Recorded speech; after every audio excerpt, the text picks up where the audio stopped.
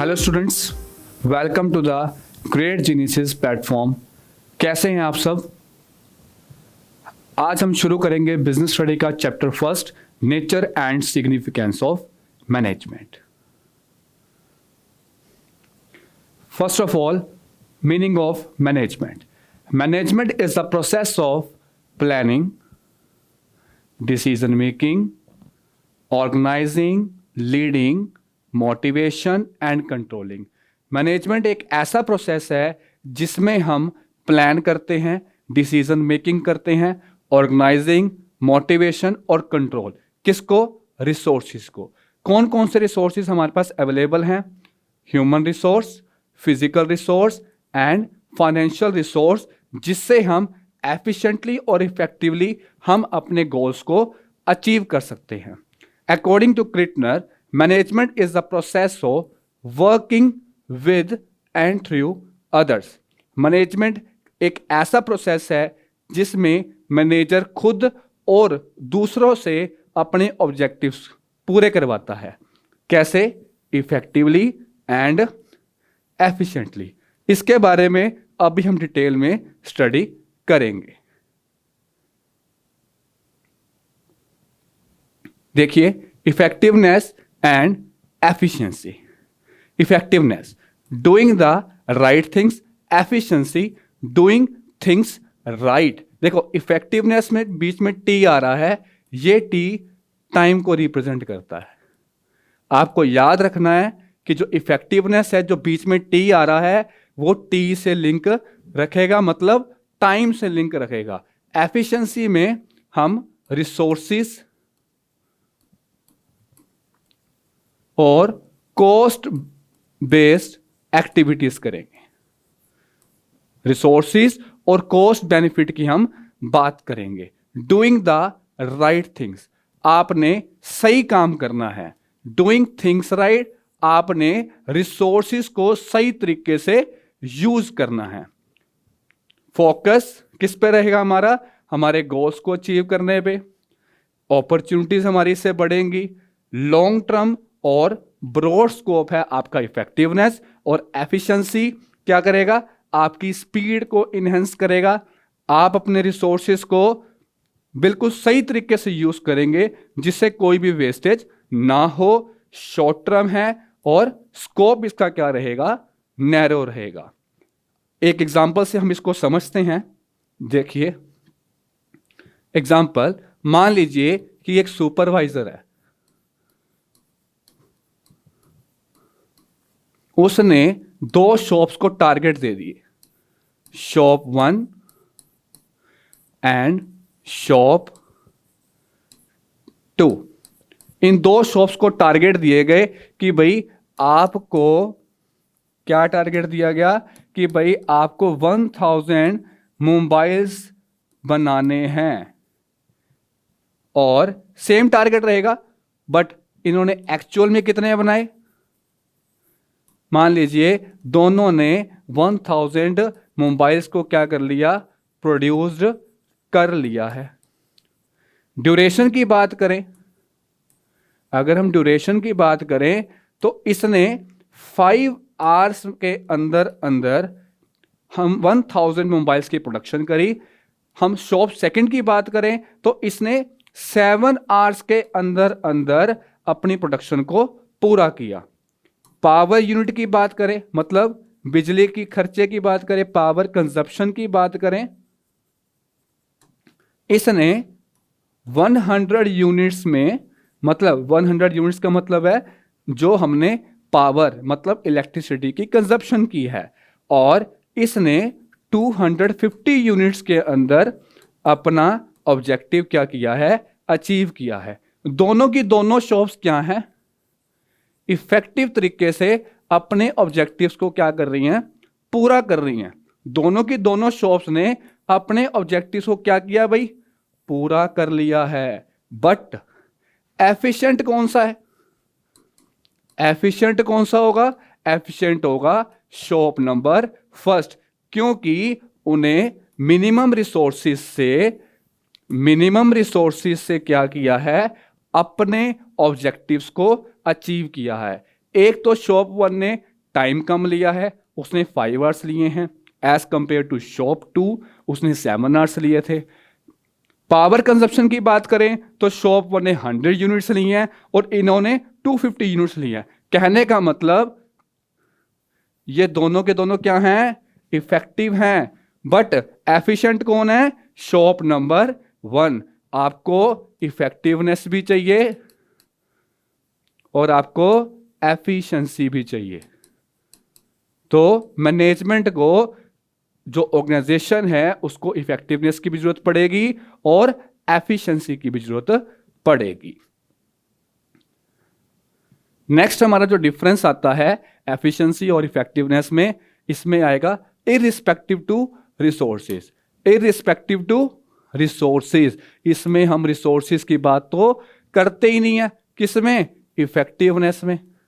किसमें करते हैं रिसोर्सेज की बात हम, किसमें करते हैं भाई, एफिशिएंसी के अंदर, कि भाई आपने क्या करना है, रिसोर्सेज को वेस्ट नहीं करना। ठीक है, ये देखिए इसमें एफिशिएंसी एंड इफेक्टिवनेस, टी से क्या था बताओ भाई, टी से टाइम, ये टाइम को रिप्रेजेंट कर रहा है और ये आपके रिसोर्सेज को रिप्रेजेंट कर रहा है, जिससे आपको कॉस्ट बेनिफिट मिल सके। क्लियर। नेक्स्ट स्लाइड हमारी क्या कहती है भाई, फीचर्स ऑफ मैनेजमेंट, जिसमें आपका फर्स्ट पॉइंट आता है management is a group activity. हर ऑर्गेनाइजेशन पे ग्रुप ऑफ पीपल काम करते हैं, काफी सारे लोग काम करते हैं, टॉप लेवल में भी काम करते हैं, आपके मैनेजर्स हैं, लोअर लेवल एम्प्लॉयज हैं, मतलब इन सबका क्या है, ग्रुप है। तो एक सिर्फ मैनेजमेंट सब कुछ नहीं कर सकती है, उसके लिए हमें क्या चाहिए होता है, पूरा ग्रुप, है ना। जैसे मैनेजर्स हैं,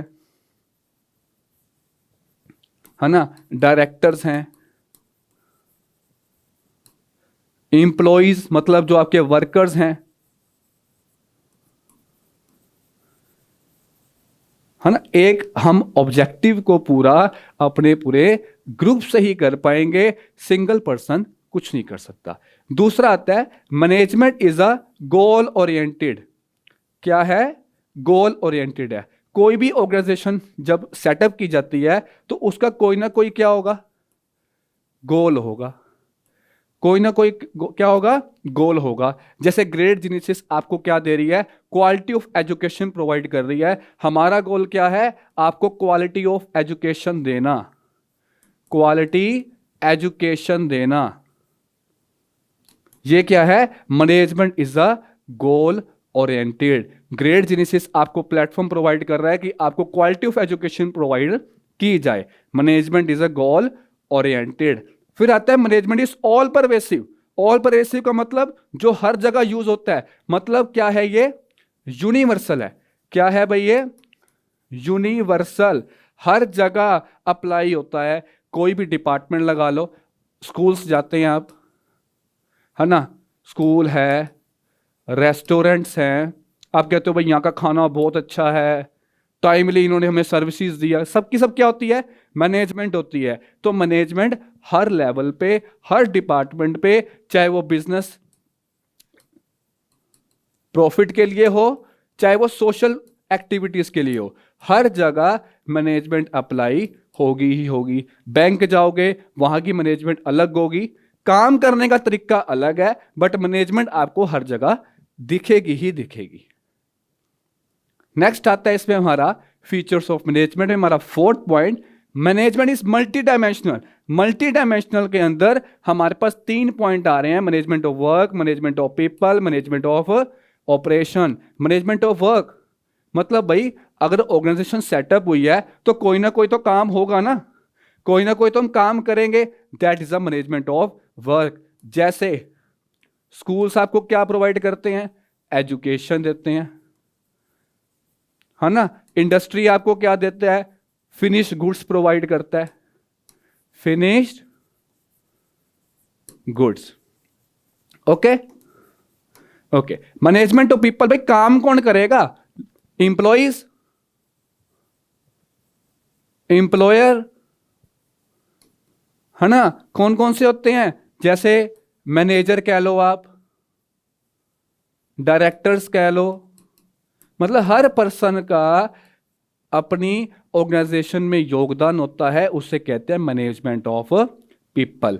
फिर आता है मैनेजमेंट ऑफ ऑपरेशन। अब ऑपरेशन क्या है भाई, दोनों को मिक्स कर लो। कैसे, ये देखो, work, management of work plus management of people, इन दोनों को क्या कर लो, प्लस कर लो, आपका आंसर आएगा मैनेजमेंट ऑफ ऑपरेशंस। क्या आएगा, मैनेजमेंट ऑफ ऑपरेशंस। भाई किस किसने काम करना है, काम कैसे करना है और कब करना है, यही तो था हमारा management of work and people. उसी से क्या बना है, मैनेजमेंट ऑफ ऑपरेशंस। समझ आ गया। नेक्स्ट पॉइंट आता है हमारा, मैनेजमेंट इज अ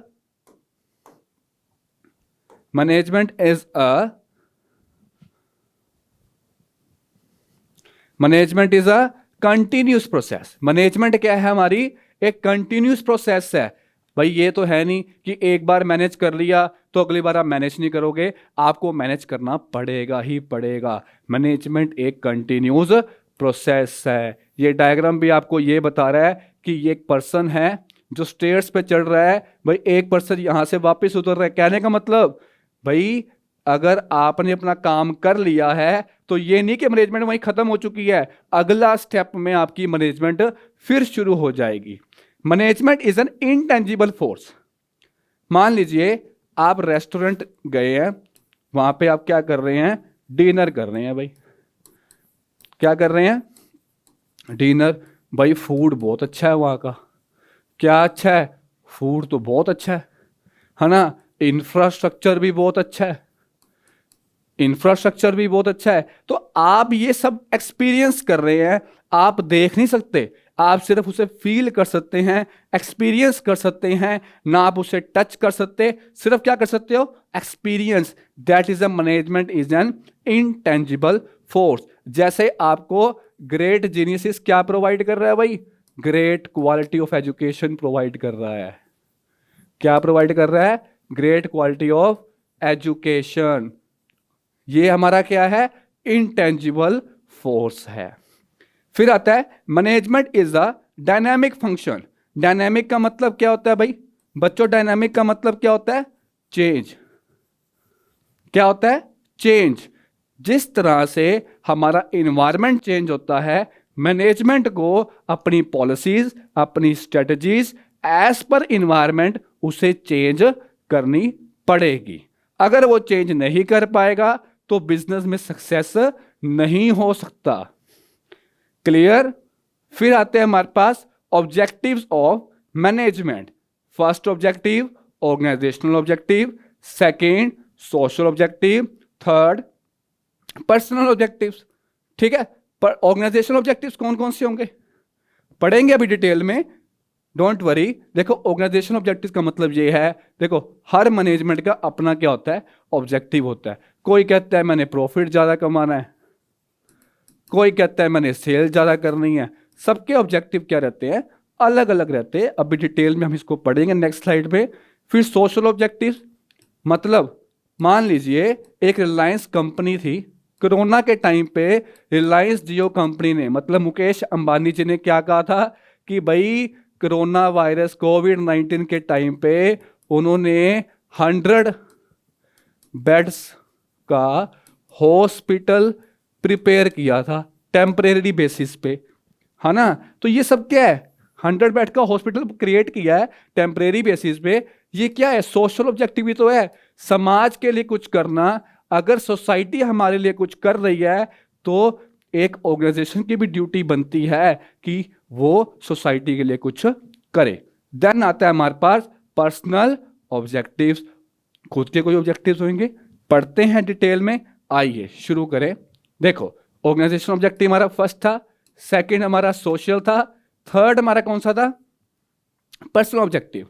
देखिए 3 है, पहला ऑर्गेनाइजेशन के अंदर ही सर्वाइवल, दूसरा प्रॉफिट, तीसरा ग्रोथ। सर्वाइवल का मतलब बिजनेस को सर्वाइव करना बढ़ेगा। मतलब क्या है, हर बिजनेस ये कहता है कि मैं लंबे टाइम के लिए अपना बिजनेस चलाता रहूं, दैट इज अ सर्वाइवल, है ना। अपनी कॉस्ट को कवर करता रहूं, that is a survival. Profit, profit तो सबसे प्राइमरी ऑब्जेक्टिव ही हमारा क्या होता है, प्रॉफिट कमाना। प्रॉफिट के बिना तो हम सक्सेसफुली रन नहीं कर सकते बिजनेस को। ग्रोथ क्या है, हर बिजनेस ये कहता है कि भाई मेरी क्या होनी चाहिए, ग्रोथ होनी चाहिए, है ना।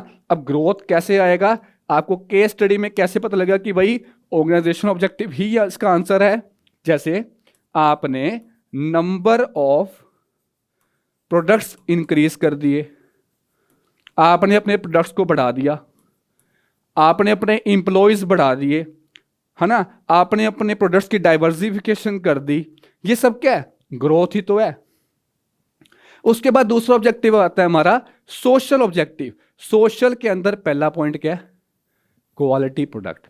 आपने क्वालिटी प्रोडक्ट देना है, प्रोडक्ट बढ़िया हो, रीजनेबल प्राइसेस पे हो। देखो ये ऐसे वर्ड्स हैं जो आपको केस स्टडी में बहुत ज्यादा हेल्पफुल रहेंगे, तो प्लीज बच्चों इसको याद रखना। Third point, employment opportunity. भाई एम्प्लॉयमेंट अपॉर्चुनिटी तो सोशल ऑब्जेक्टिव ही तो है ना।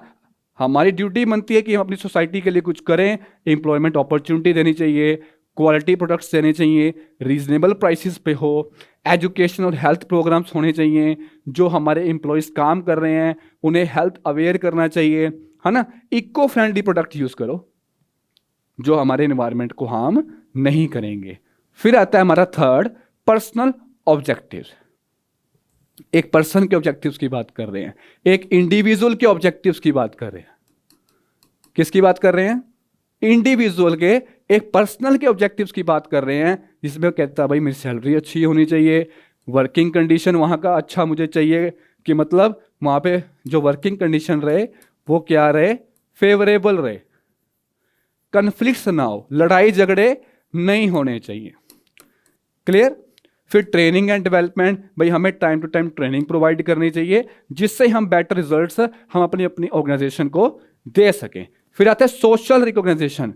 सोशल रिकॉग्नाइजेशन का मतलब होता है आपकी वैल्यू, सोसाइटी में आपकी वैल्यू क्या है। हर पर्सन कहता है कि मेरी सोसाइटी में वैल्यू क्या होनी चाहिए, अच्छी होनी चाहिए, that is a social recognition.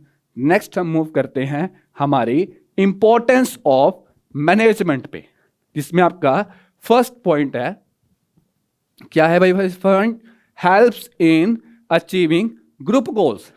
क्या लिखा हुआ है, management tries to integrate the objectives of individual.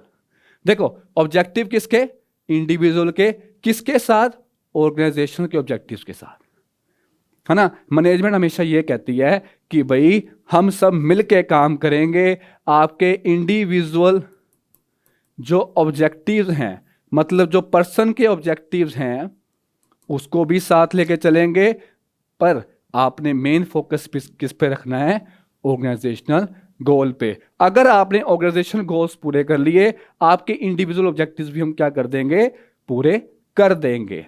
फिर आता है सेकंड पॉइंट हमारा, इंक्रीजेस एफिशिएंसी। एफिशिएंसी को बढ़ाना कैसे, मैनेजर हमेशा भाई ये कोशिश करता रहता है कि मेरी कॉस्ट क्या है, क्या है बच्चों, कम कॉस्ट आए, प्रोडक्टिविटी मेरी ज्यादा हो, मिनिमम वेस्टेज ऑफ रिसोर्सेज है। कौन सा पॉइंट बताया था, मैंने बताया था ना एफिशिएंसी के अंदर, जहां पे मिनिमम वेस्टेज की बात करते हैं, जहां पे कॉस्ट की बात करते हैं कि कॉस्ट बेनिफिट हमें मिलता रहे। थर्ड पॉइंट हमारा क्या है, क्रिएट डायनामिक ऑर्गेनाइजेशन। डायनामिक का मतलब भी मैंने बताया था, क्या होता है, चेंज। क्या होता है, चेंज। कि भाई अगर मैनेजमेंट, अगर organisation as per environment change करेगी तो ही वो सक्सेस में जा सकती है, तभी वो बैलेंस बना सकती है, अदरवाइज बैलेंस नहीं बन पाएगा। नेक्स्ट इंपॉर्टेंस हमारी क्या कहती है भाई, फोर्थ पॉइंट। फोर्थ पॉइंट क्या कहता है बच्चों, एस्टैब्लिशेस साउंड ऑर्गेनाइजेशन। क्या कहता है, एस्टैब्लिशेस साउंड ऑर्गेनाइजेशन। कहने का मतलब यह है कि जो हमारे ऑब्जेक्टिव्स हैं, क्या हैं, ऑब्जेक्टिव्स हैं, सेट किए जाते हैं as per according to organisational sound structure के अकॉर्डिंग। हमारे ऑब्जेक्टिव्स का मतलब ऑर्गेनाइजेशन के जो ऑब्जेक्टिव्स हैं एक साउंड ऑर्गेनाइजेशन स्ट्रक्चर के अकॉर्डिंग ही क्या किए जाते हैं, सेट किए जाते हैं। जैसे ऊपर आगे आपके सीईओ आगे, है ना, यहाँ पे आपके क्या आ जाएंगे, यहाँ पे आपके मैनेजर्स आ जाएंगे, ठीक है, यहाँ पे आपके सुपरविजन्स आ जाएंगे। अभी हम पढ़ेंगे इसके बारे में डिटेल में, तो आपको ये बात याद रखनी है कि भाई जो ऑर्गेनाइजेशन के ऑब्जेक्टिव्स क्या होने चाहिए, ऑर्गेनाइजेशन स्ट्रक्चर से मैच करने चाहिए, है ना। क्या काम करना है, किसको जवाब देना है, कौन इंस्ट्रक्शंस देगा, कौन मेरा सुपीरियर है, कौन मेरे सबऑर्डिनेट्स हैं, है ना, राइट पर्सन, राइट स्किल, ये सब हमारा क्या है, साउंड ऑर्गेनाइजेशन स्ट्रक्चर है। हमें पहले से ही पता हो कि भाई हमने काम करना क्या है, all job should be clear to everyone. Next point आता है हमारा fifth point, essentials for prosperity of society. मतलब धीरे धीरे क्या करते रहे हम, सोशल वेलफेयर भी करते रहें। गुड मैनेजमेंट कौन सी होती है, जहां पे आप क्या करोगे, ऑप्टिमम यूटिलाइजेशन ऑफ रिसोर्सेज। आप रिसोर्सेज को सही तरीके से क्या करेंगे, यूज करेंगे। क्लियर?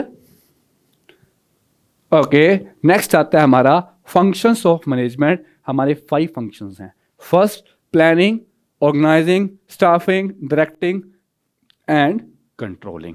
ठीक है, इसके बारे में भी डिटेल पढ़ते हैं हम। देखिए, पहला पॉइंट आता है, कौन सा था भाई, पहला कौन सा था, planning, thinking before hand.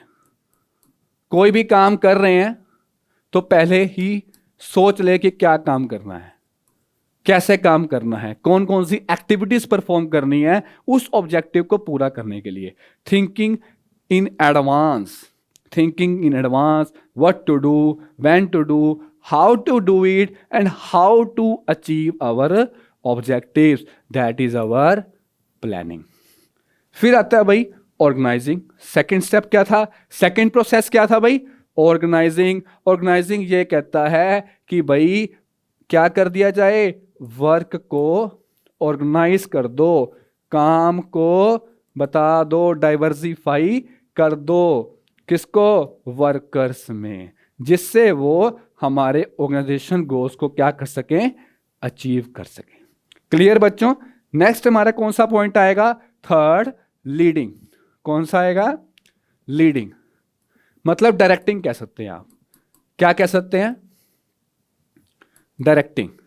Directing में क्या कहेंगे भाई, आपको गाइड दिया जाएगा, है ना, आपको बताया जाएगा कि भाई ये काम इस तरीके से करना है, ऐसे करना है, ये नहीं करना, ये करना है, ये सब क्या है, डायरेक्टिंग है। आपको डायरेक्शंस दी जा रही हैं किस तरीके से आपने काम करना है। फिर आता है हमारा स्टाफिंग। क्या आएगा, स्टाफिंग। वैसे तो प्लानिंग, ऑर्गेनाइजिंग, स्टाफिंग, डायरेक्टिंग होगा, बट डोंट वरी, हमारा फोर्थ पॉइंट क्या बन रहा है इसके अंदर, स्टाफिंग का मतलब क्या है, रिक्रूटमेंट करना। क्या करना, रिक्रूटमेंट करना। रिक्रूटमेंट में क्या होता है भाई, आप एम्प्लॉयज को क्या करते हो, रिक्रूट करते हो और उसे सेलेक्ट करते हो कि भाई ऑर्गेनाइजेशंस पे हमें एम्प्लॉयज की जरूरत है, उसके बेसिस पे आप कंपनी में क्या करते हो, अपॉइंट करते हो। लास्ट स्टेप आपका आता है कंट्रोलिंग। क्या आता है बच्चों, कंट्रोलिंग आता है। कंट्रोलिंग में आप ये देखते हो, मान लीजिए कंट्रोलिंग में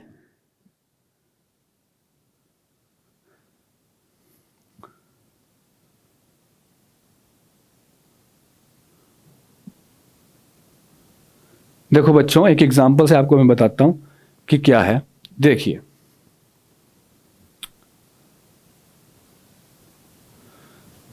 कंट्रोलिंग,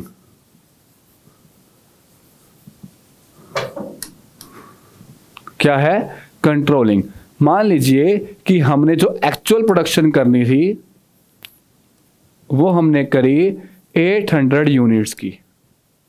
कितनी यूनिट्स की, 800 यूनिट्स की। टारगेट हमारा कितना था, 1000 का, कितना था 1000 यूनिट्स का। भाई आपने अपना ऑब्जेक्टिव अचीव नहीं किया, उसे किस तरीके से कंट्रोल किया जाएगा, क्या रीजंस रहे क्या रीजंस रहे, डेविएशंस आई हैं, ये क्या आई हैं 200 यूनिट्स की डेविएशंस। ऐसा भी क्या हो गया भाई कि हमारे ऑब्जेक्टिव्स को, हमारे टारगेट को पूरा नहीं कर पाए, ये हमारी 200 की क्या है डेविएशन है। क्या रीजन रहा, क्या सजेशंस आएंगी इसके लिए, ये सब हमें किस में पता लगेगा, कंट्रोलिंग में। ठीक है बच्चों, इस लेक्चर को यहीं करते हैं फिनिश। तो कल शुरू करेंगे हम 3 levels of management. Management is a science as an art and coordination. Thank you बच्चों।